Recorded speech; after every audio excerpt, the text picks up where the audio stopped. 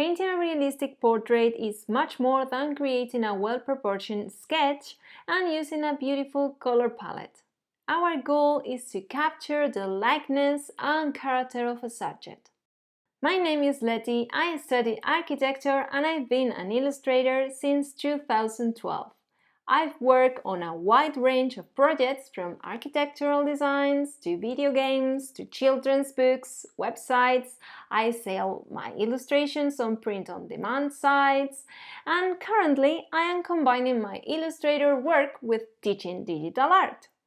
I think it's worth the effort to take on new challenges and keep evolving. And today is a good day for a new challenge. Yes, today we are going to paint a realistic watercolor portrait in Procreate. I know it can be intimidating, but I will walk you through my entire process. We will start learning how to choose a good reference image. We'll talk about the importance of lighting and contrast. Afterward, we will use the Loomis method to simplify the head into basic forms. We will learn how to make a value study in a traditional and in a digital way, understand the properties of color, and several methods to create the perfect color palette. Next, we will talk about digital watercolors.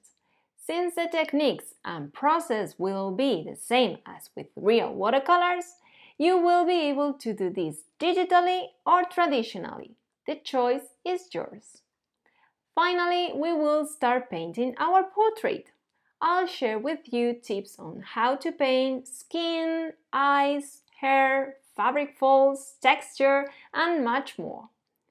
I've included in the resources section reference images, custom brushes, color palettes, Procreate files, everything you need to start painting your portrait.